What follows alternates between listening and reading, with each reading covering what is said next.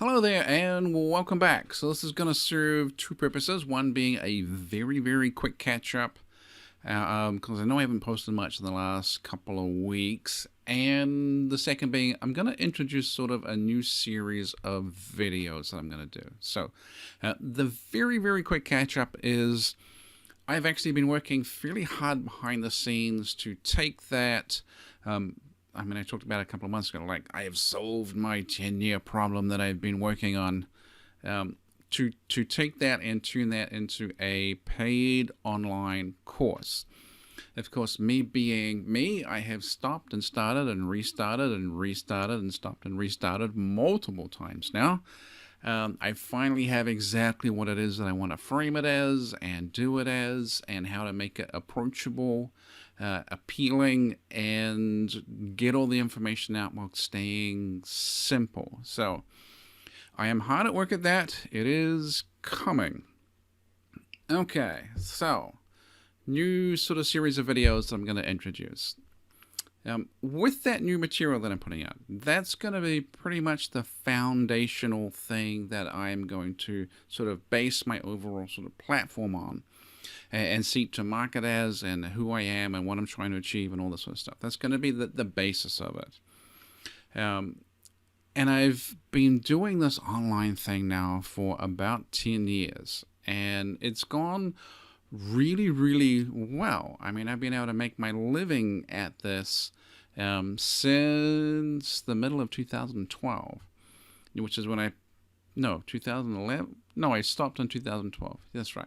So I've been doing this, from about 2012 and really making some decent money at it since about 2013.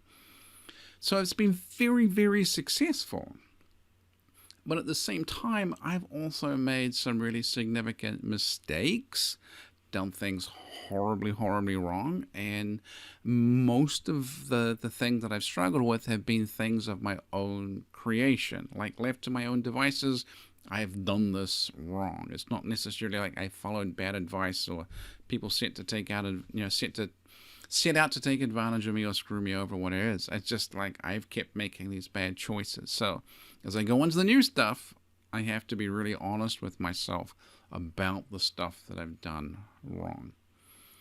So the number one thing that I've done wrong, and everything I'm going to talk about in this sort of series of videos will come back to this one concept in some way, is I let the work I was doing, what I was trying to achieve, who I was trying to help, I let all that crowd out my ability to maintain my own personal happiness, my own personal sense of energy, and basically my own personal level of attractiveness. I mean attractiveness in my real world, everyday self.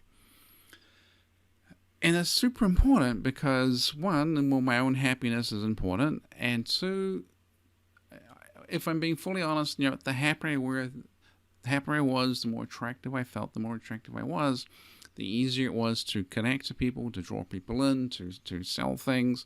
All this sort of stuff works really well, but I was also getting faced with this endless thing of, people really needed help. They were in critical situations. It was hard not to respond to just about everything. It's almost like being an ambulance driver. Like, it's you have to go out on the call and call and call. And if you have just an endless lifetime of everything is just blowing up and you have to try and save everything, after a certain point it gets wearing and draining and tiring.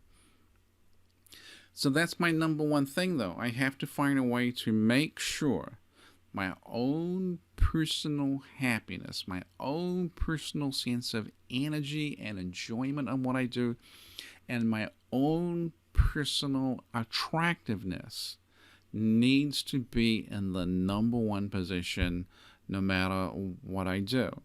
And sure, if there's short-term things or blow-ups or whatever it is that I need to totally focus on the moment, that's fine. But they need to be relatively rare and genuine emergencies that I really do need to do. The trouble with the internet is it's huge, and there is just a mountain of people out there with needs and problems, and if you just try and solve it all, You're setting yourself up to just run yourself completely out of energy, just run yourself totally out of fuel, and damage yourself, which is what happened to me. This is why I had the heart attack, basically.